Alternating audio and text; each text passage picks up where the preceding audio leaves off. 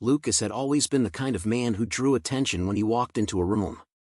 Not because he demanded it, but because he carried himself with quiet confidence, the kind that came from years of success. At 32, he was the owner of a thriving architectural firm in the heart of the city. His name appeared in magazines, his designs were praised as visionary, and his future seemed carved in stone. But life has a cruel way of testing the foundations we think are unshakable. It started with whispers. A missed payment from a client.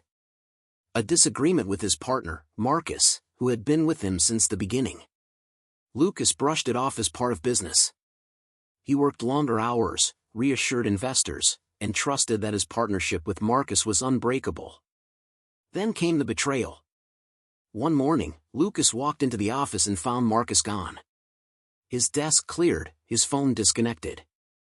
By the afternoon, Lucas discovered that Marcus had siphoned off funds, leaving the company drowning in debt.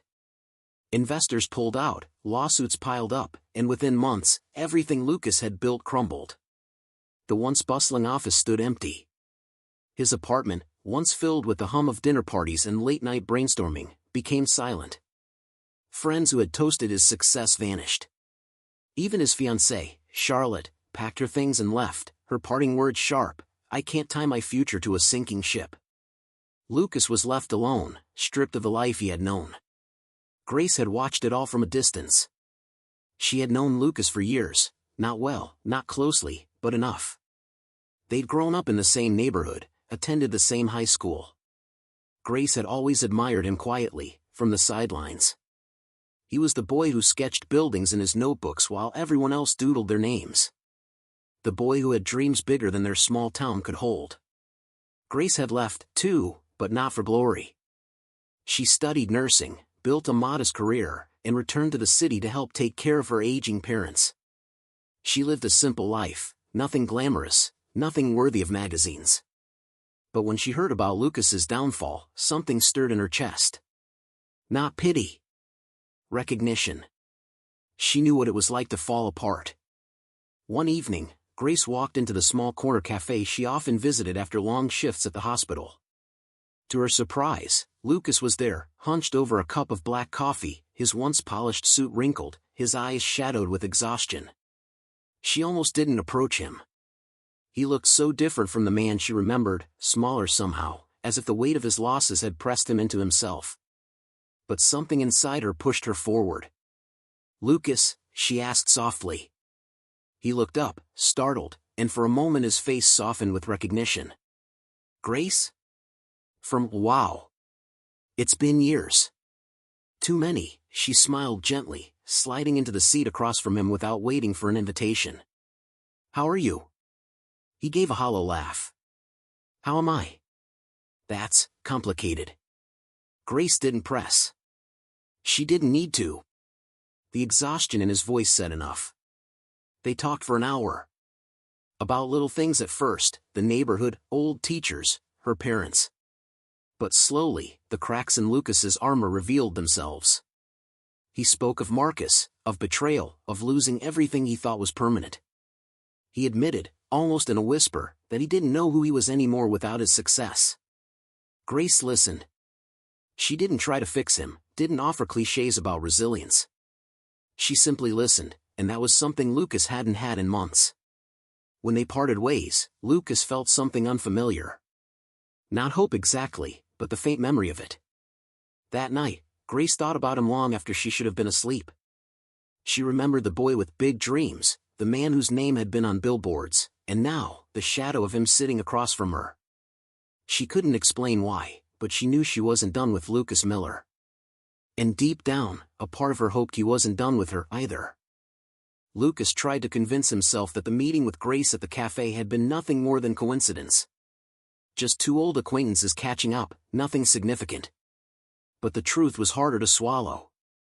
That night, when he lay awake staring at the cracks in his ceiling, her voice lingered in his mind, the calmness, the way she didn't flinch at his brokenness. Most people had fled at the first sign of his collapse. Grace had leaned in. The next evening, Lucas found himself walking back into the same cafe. He told himself it was habit, comfort, routine. But when he spotted Grace sitting by the window, scrolling through her phone with a half-drunk cup of tea at her side, he knew better. "Back again?" she teased when he slid into the seat across from her. "Guess I'm predictable," he muttered, but there was the faintest smile tugging at his lips. They talked again, this time longer. Grace told him about her work at the hospital, the exhaustion, the small victories, the way her patients reminded her of what truly mattered. Lucas found himself listening in a way he hadn't in years. He had spent so long in boardrooms filled with shallow conversations about money and prestige. Grace's world was raw, unvarnished, and achingly human. "You make it sound noble," Lucas said. She shook her head. "It's not noble. It's hard, it's messy, and sometimes it breaks you. But then there's that one patient who smiles because you held their hand, and suddenly it's worth it."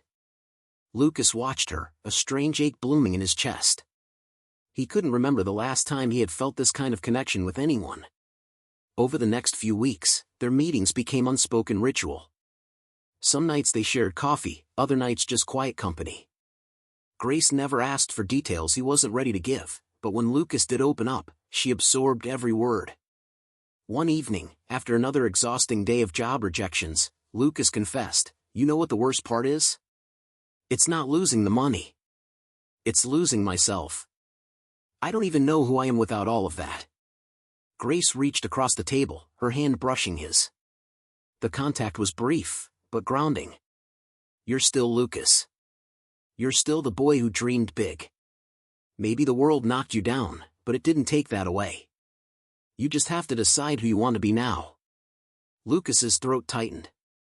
He wanted to believe her, but belief felt like a luxury.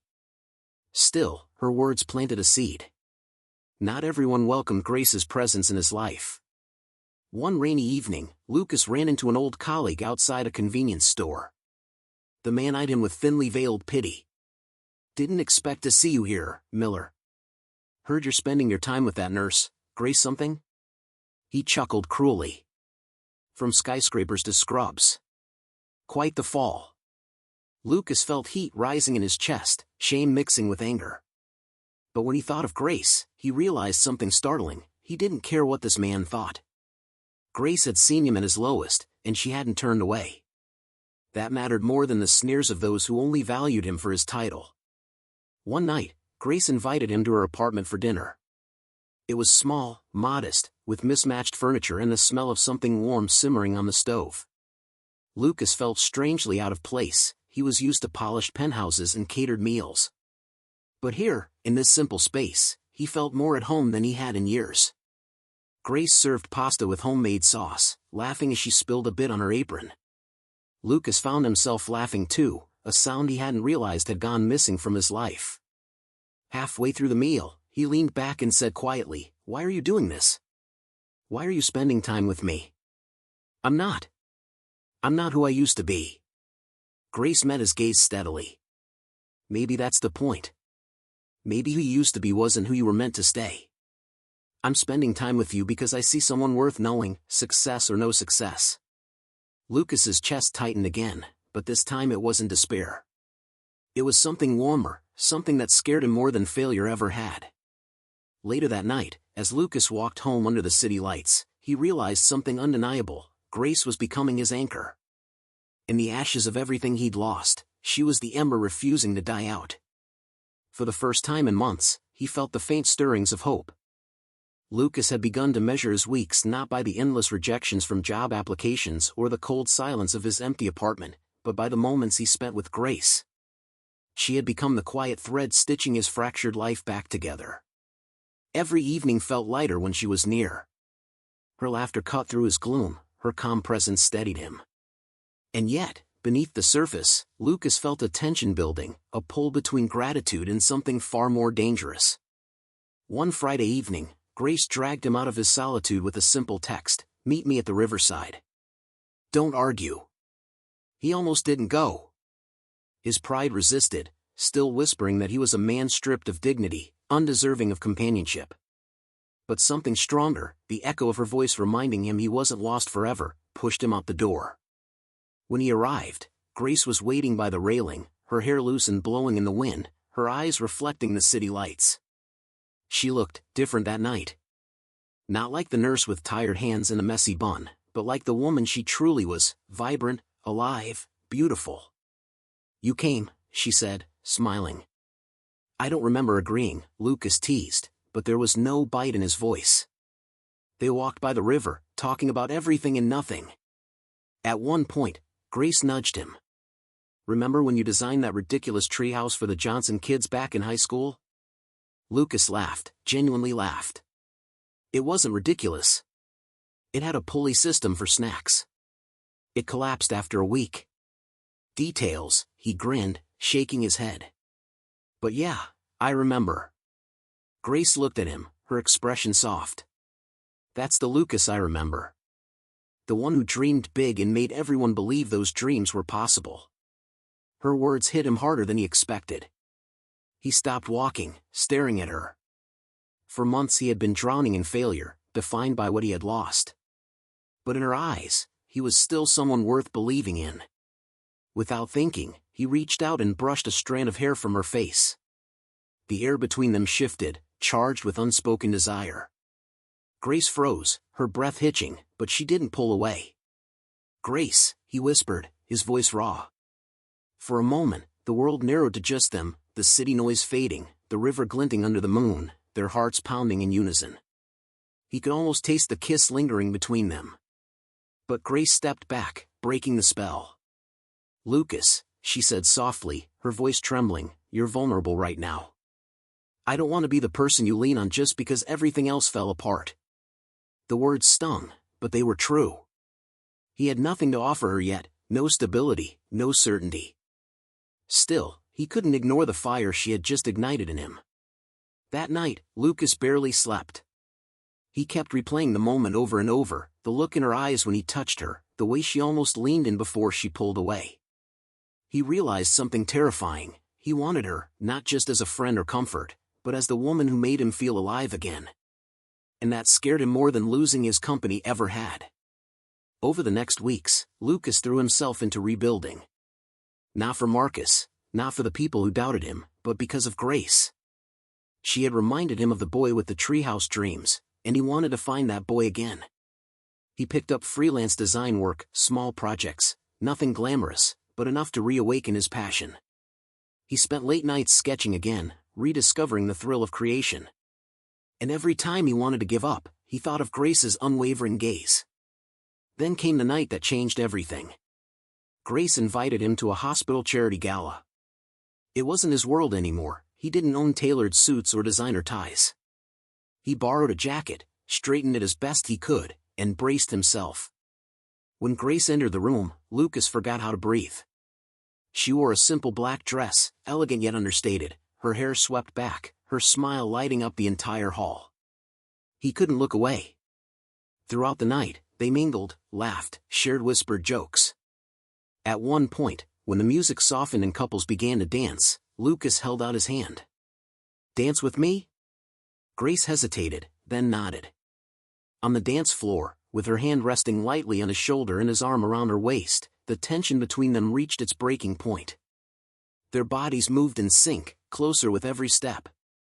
"Grace," he murmured, his forehead nearly touching hers, "I don't know what I'd be right now without you." She looked up, her eyes shimmering.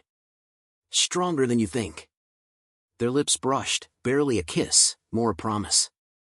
The world blurred, and for the first time in years, Lucas felt like he was standing on the edge of something worth living for again. After the gala, Lucas couldn't shake the memory of Grace's lips brushing against his. It wasn't even a real kiss, but it haunted him, soft, fleeting, yet powerful enough to burn through his thoughts for days. Grace, however, acted as though nothing had happened. She still visited his apartment with her casual warmth, still sent him texts reminding him to eat, still laughed at his sarcastic humor. But beneath her calm exterior, Lucas could see it too, the tension they were both pretending didn't exist. One night, as rain drummed heavily against his windows, Grace showed up at his door, soaked from the storm. "You're insane," Lucas muttered as he grabbed a towel, draping it over her shoulders. "Why didn't you call? I could have picked you up." Grace laughed, water dripping from her hair. "And let you drive in this weather?" "I think not." She moved into his kitchen as if it was her own, rummaging through his cabinets for tea. Lucas leaned against the counter, watching her. The sight of Grace barefoot, in a simple t-shirt and jeans clinging to her from the rain, was enough to test the limits of his self-control. "You know," he said slowly, "you've basically taken over my apartment." "Maybe I just like rescuing hopeless causes," she teased, placing a mug in front of him. Lucas smirked, but his heart raced. He reached for the mug, deliberately brushing her hand. She didn't pull away. Their eyes met, and for a long moment, neither of them spoke. The silence was louder than words. Later that evening, the storm raged harder, knocking out the power. Darkness swallowed the room, broken only by flickering candlelight. Grace shivered under a blanket, sitting cross-legged on his couch. Lucas joined her, their shoulders touching. The air was thick with the scent of rain, wax, and something neither wanted to name. "You ever think," Grace said softly, staring at the candle flame, "that maybe life tears everything down just so you can rebuild stronger?" Lucas turned toward her, his voice low. "I think that's exactly what you've been teaching me." Grace met his gaze. Her eyes were wide, vulnerable, shining with unspoken feelings. And this time, when Lucas leaned in, she didn't pull away. Their lips met, slow at first, then hungrier, fueled by months of suppressed emotion. Grace's fingers tangled in his hair, pulling him closer. Lucas's hands cupped her face, then slid down to her waist, pulling her into his lap. The storm outside roared, but inside, everything was fire. "Lucas," Grace whispered between kisses, her voice trembling, "I shouldn't." But she didn't stop. Neither of them did. The blanket slipped to the floor, the candlelight painting their bodies in golden warmth as they explored the lines they had both been afraid to cross. Grace's soft gasps mingled with Lucas's ragged breaths, their touch desperate, tender, and full of the longing they had tried so hard to ignore. In that moment, the world outside didn't matter, his failures, her fears, the scars they both carried. All that mattered was the raw, unshakable connection sparking between them. Afterward, they lay tangled together, Grace's head resting on Lucas's chest. The storm had quieted, leaving only the steady rhythm of rain. "I'm scared," she admitted softly. Lucas kissed the top of her head. "Of what?" "Of losing you.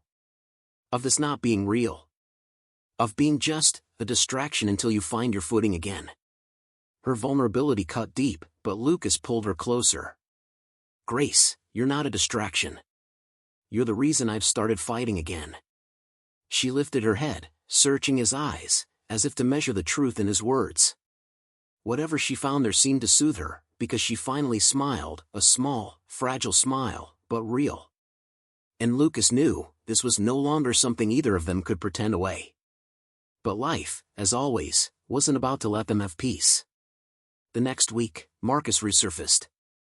Lucas found himself face-to-face with his former partner at a networking event, one he'd forced himself to attend to seek new opportunities.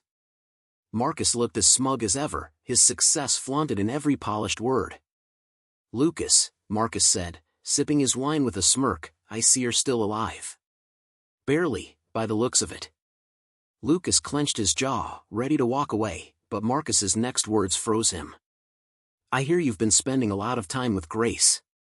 "Sweet girl. Shame if she knew just how desperate you really are." The implication was clear, Marcus wouldn't hesitate to use Grace as leverage. Rage burned in Lucas's chest, but he forced himself to stay calm. "You don't get to say her name," he said through gritted teeth. Marcus chuckled. "Careful. If you start mixing business with pleasure, you'll lose both." Again. Lucas walked away before his fists could betray him. But that night, lying awake with Grace asleep beside him, he made a vow. Marcus had taken his company, his pride, nearly his future. He would not take Grace. She wasn't just someone who had saved him. She was someone worth fighting for. The night Marcus reappeared, Lucas barely slept. Every time he closed his eyes, he saw Marcus's smirk, heard his taunting voice, felt the weight of his veiled threats. But when morning came, Grace's peaceful breathing beside him reminded him why he had to stay strong. He brushed a strand of hair from her face, kissing her temple softly. She stirred but didn't wake, curling closer to him as though even in sleep she knew he was her safe place. Lucas vowed silently, "She'll never get hurt because of me. Never again." Grace, meanwhile, sensed his tension. "You've been quiet all day," she said as they shared coffee in his apartment. "Talk to me, Lucas. What's going on?" Lucas hesitated. He hated dragging her into his battles. But Grace had become more than just his anchor, she was his partner now. Keeping her in the dark would only push her away. "Marcus was at the event last night," he admitted. Grace froze, mug halfway to her lips. "Marcus?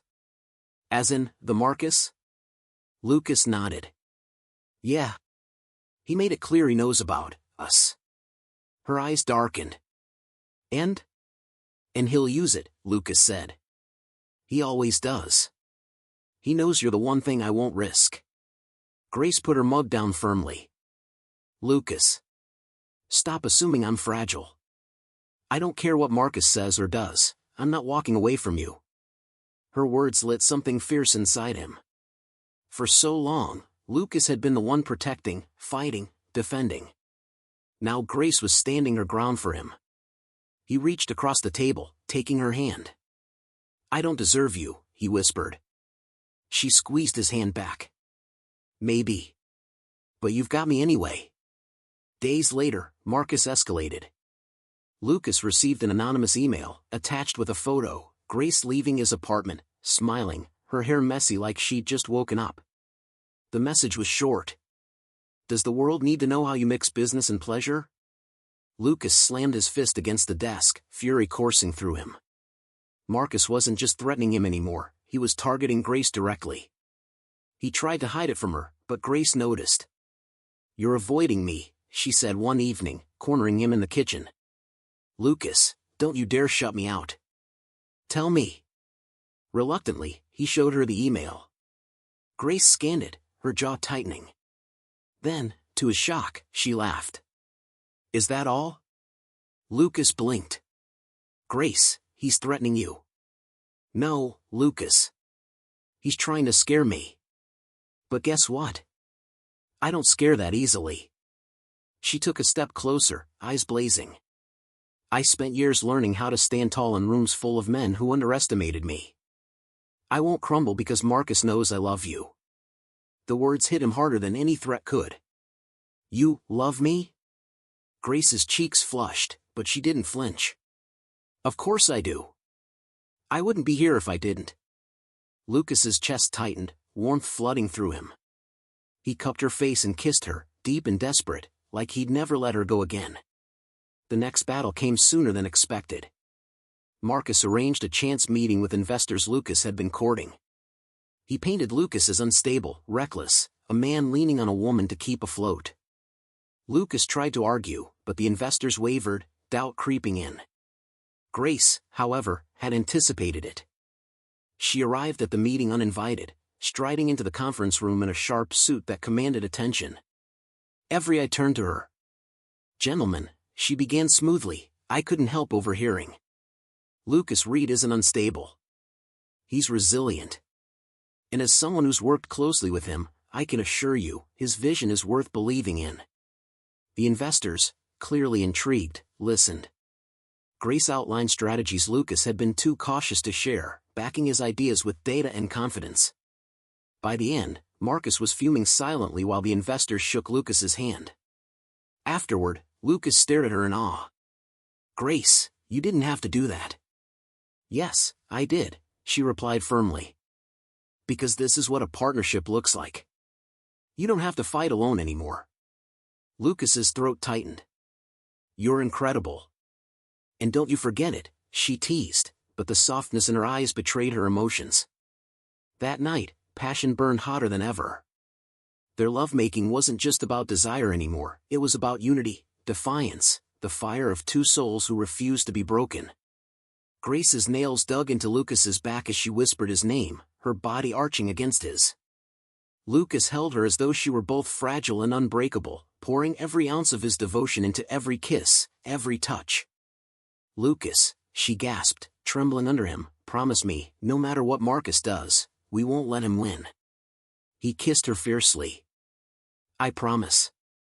He'll never come between us. And in that moment, Lucas knew they weren't just surviving the fire anymore. Together, they were becoming unstoppable. But Marcus wasn't finished. At dawn, Lucas's phone buzzed with a new message. A storm's coming. And this time, you won't shield her from it. Lucas tightened his grip on Grace as she slept peacefully beside him. Marcus had declared war. But Lucas finally had something worth fighting harder for than he ever had before. Lucas knew Marcus would strike harder next time. The warning message wasn't just bravado, it was a promise. But Lucas wasn't the same broken man Marcus had gutted months ago. He had Grace now, and with her came strength, focus, and fire Marcus couldn't anticipate. Still, the threat hung over them like a storm cloud.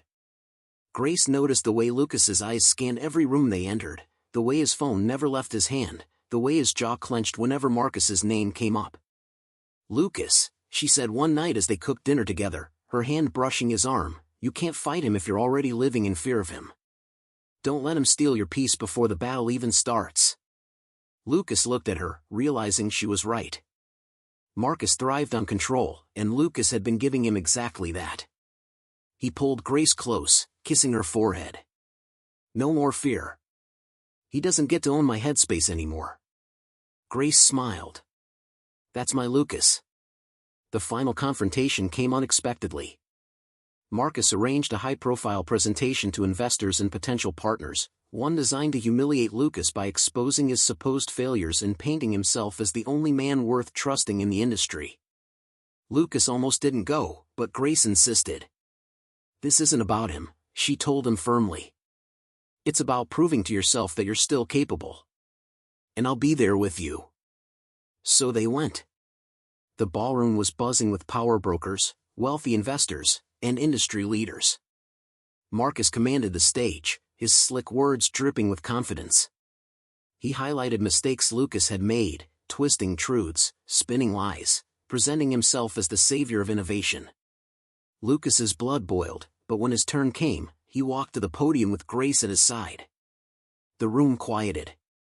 Marcus isn't wrong, Lucas began, shocking the audience. I did make mistakes. I lost. I fell further than I thought I could. But what Marcus doesn't understand is that failure isn't the end. It's the fire that forges resilience. He glanced at Grace, who gave him the smallest nod. I'm not here to sell perfection. I'm here to show you what rebuilding looks like. What starting again looks like. Because if a man can rise after being burned to ashes, imagine what he can achieve when he's finally standing on solid ground again. The room erupted in murmurs. Investors leaned forward, intrigued.